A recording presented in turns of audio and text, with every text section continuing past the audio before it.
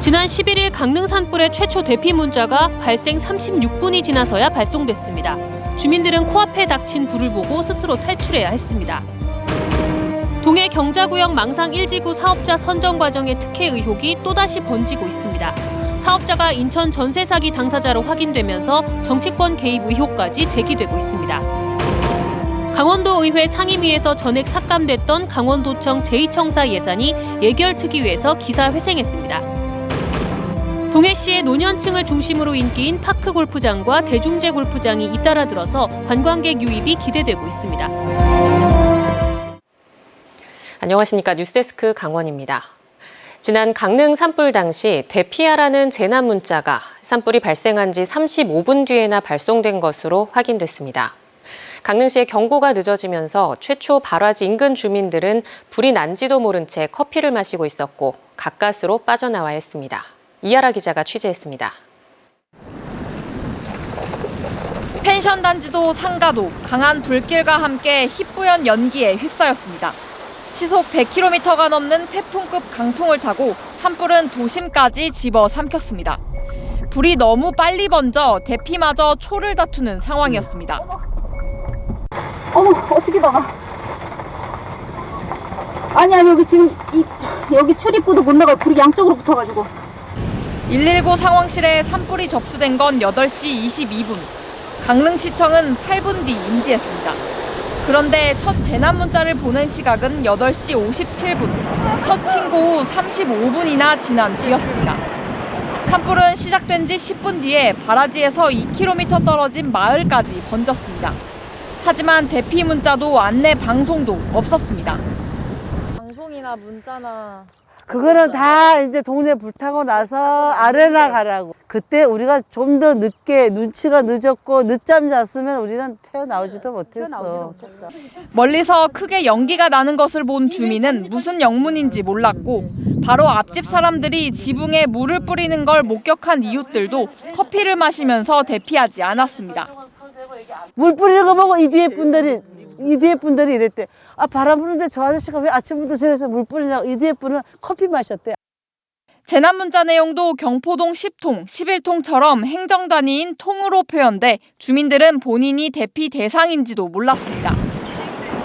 이쪽이 저동 골길이니까 저동 골길 일대든지 안현동 일대든지 이렇게 얘기를 했으면 더 수월하게 알았을 것 같아요. 강릉시는 바람 방향과 불의 진행 방향이 바뀌는 바람에 대피 지역을 다시 파악하느라 문자 발송이 늦었다고 해명했습니다.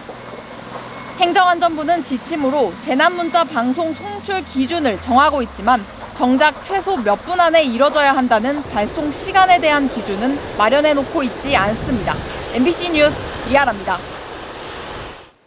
동해안권 경제자유구역 망상 1지구 사업체의 모기업이 최근 인천 지역 전세보증금 사기 사건에 연루되면서 망상 1지구 사업도 특혜 의혹이 다시 불거지고 있습니다.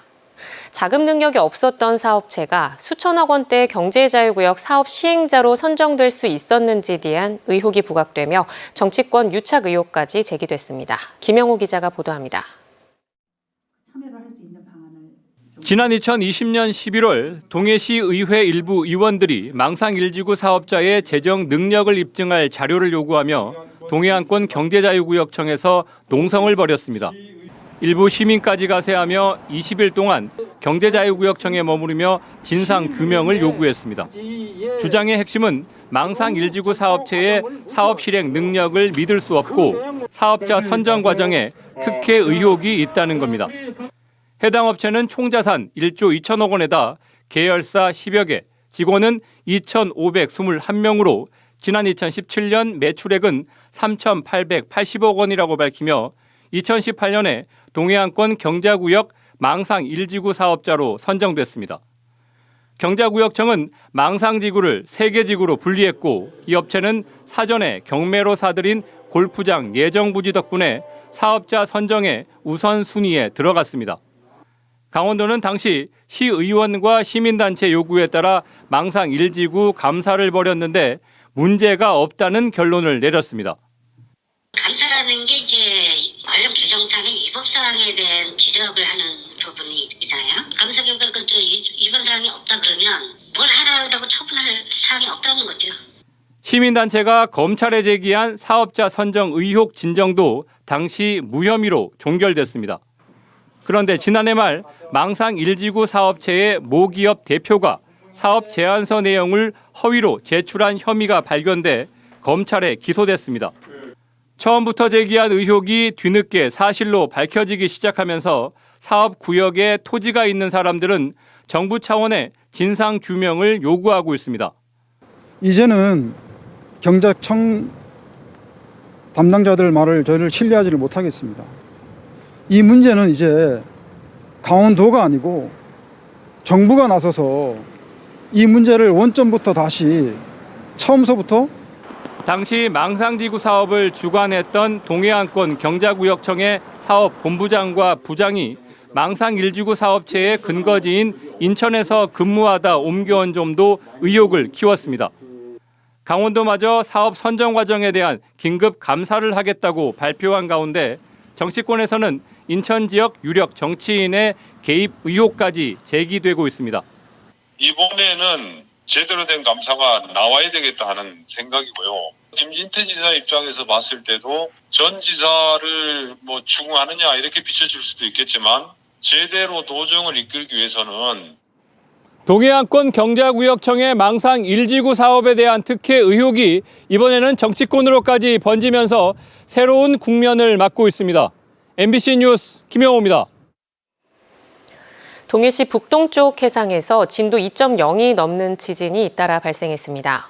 오늘 오후 1시 2분쯤 동해시 북동쪽 48km 해상에서 진도 2.9의 지진이 발생했습니다.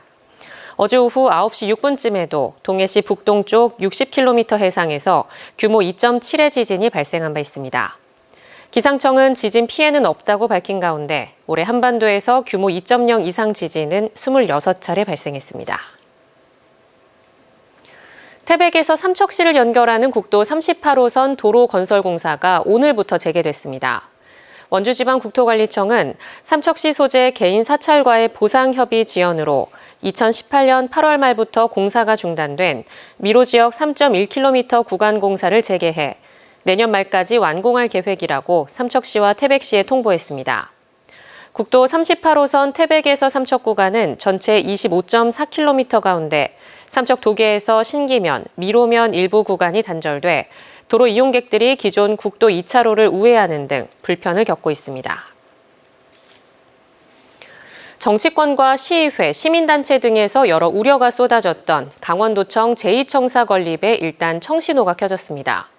행정 절차상 문제가 있다며 강원도의회 상임위가 예산을 전액 삭감했지만 우여곡절 끝에 예결특위에서 되살아났습니다. 홍한표 기자가 보도합니다. 강릉에 건립될 예정인 강원도청 제2청사인 글로벌 지역본부 준비 예산이 진통 끝에 예결특위에서 되살아났습니다. 당초 강원도의회는 조직 개편 전에 예산부터 편성하는 건 행정 절차상 문제가 많다며 상임위에서 관련 예산을 전액 삭감했습니다. 정의당 등 정치권에서도 조례를 만든 뒤 예산을 세우는 게 기본인데 절차상 하자가 있다고 지적했고 강릉사랑시민연대 역시 의견 수렴이 선행되지 않고 관련 조례 개정안의 입법 예고도 열흘만 진행돼 졸속으로 추진되고 있다고 지적한 바 있습니다. 하지만 상임위가 기관 공통재정 운영 사업으로 통과시키자는 의견을 내놨고 강원도의회 예결특위 역시 강릉 지역의 수건인 점과 근무자 불편을 해소하기 위해서라며 19억 7,300만 원을 대체 편성했습니다. 제2청사도 이제 제때 출범해야 되고 이 부분이 늦어질 경우 이제 직원들이 상당히 힘들어지는 모습들 이런 게 예상이 돼가지고 저희들이 이렇게 처리를 하게 됐습니다. 내일 도의회 본회의에서의 예산안의 최종 통과 여부가 남은 관건입니다. 만일 통과한다면 김진태 강원도지사가 발표한 7월 1일 제2청사 개청이 가능해질 전망입니다. 하지만 넘어야 할 산도 많습니다. 우선 뒤바뀐 행정 절차에 대한 강원도의 명확한 해명과 재발 금지 약속이 필요해 보입니다.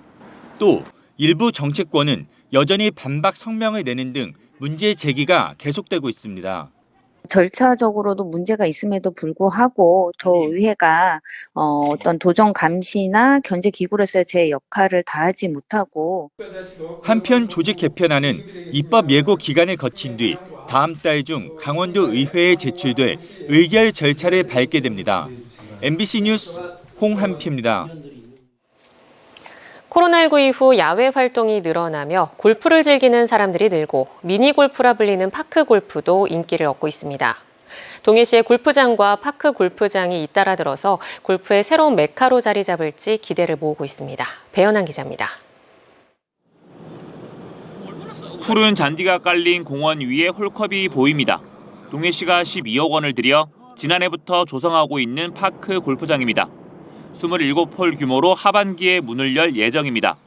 미니 골프라고도 불리는 파크 골프는 도심 공원에 골프장을 조성할 수 있고 장비나 이용 요금이 저렴해 노년층을 중심으로 인기를 얻고 있습니다. 동해시는 겨울철 상대적으로 따뜻한 해양성 기후인 만큼 사계절 파크 골프의 메카가 되길 기대하고 있습니다. 서울이나 그 수도권 지역에 관광객들이 많이 유입될 것 같습니다. 그 숙박시설이나 관광지에 많이 홍보가 돼서 긴 시간 지체됐던 대중제 골프장 건설 사업도 탄력을 받고 있습니다. 오랜 기간 답보 상태를 보였던 동해 망상 골프장 조성 사업은 순조롭게 인허가 절차 등이 진행되면 늦어도 하반기에는 착공이 가능할 것으로 예상되고 있습니다.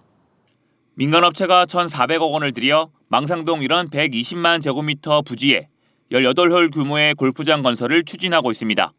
이미 환경영향평가서 공개와 주민 의견 수렴 절차 등을 마쳤고 현재는 토지 매입 절차가 진행되고 있습니다. 이후 실시 설계와 실시 계획 인가, 개발 행위 허가 승인 등을 거치게 됩니다. 개발행위나 이런 인허가 절차를 받게 되면 그때부터 착공이 들어가겠습니다. 2024년 완공되면은 2025년 운영 계획이 있습니다. 업체에서는 사업이 성공할 경우 추가로 9홀을 늘리고 리조트도 건설한다는 계획을 가지고 있어 동해시가 새로운 골프 관광의 중심지로 거듭날지 관심을 모으고 있습니다. MBC 뉴스 배현환입니다. 강릉의료원이 별도 간병인이 필요 없는 간호간병 통합서비스 병동을 확대 운영합니다. 강릉의료원은 기존에 운영하던 24개 병상 규모의 간호간병 통합서비스 병동에 24개 병상을 추가해 모두 48개 병상 규모로 오늘부터 운영을 시작했습니다. 강릉의료원은 신규 병동에 간호사 12명, 간호조무사 5명, 요양보호사 2명을 추가 배치했습니다. 간호간병 통합서비스는 환자들이 고용한 간병인이 아닌 전문 간호 인력이 24시간 간호와 간병을 맡으며 간병 비용이 건강보험 수가를 적용받아 환자와 보호자의 경제적 부담이 줄게 됩니다.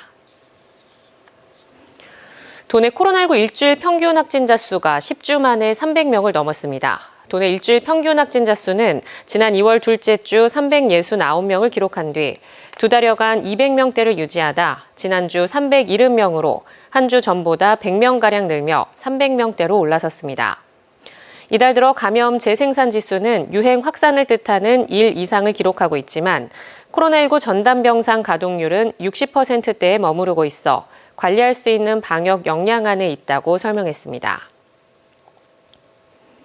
강릉시 공무원들이 이번 강릉 산불 피해 이재민들을 돕기 위한 성금 4,394만 원을 모았습니다. 강릉시는 지난 17일부터 20일까지 전 직원들을 대상으로 성금 모금 운동을 전개해 4,394만 원을 모아 전국 재해구호협회에 전달했다고 밝혔습니다. 이 성금은 이재민들의 긴급 지원과 생활안정, 피해 복구 등에 사용될 예정입니다. 2023 작은 영화관 기획전 공모에서 전국 15개 작은 영화관이 선정됐습니다. 강원뉴스 마칩니다. 시청해주신 여러분 고맙습니다.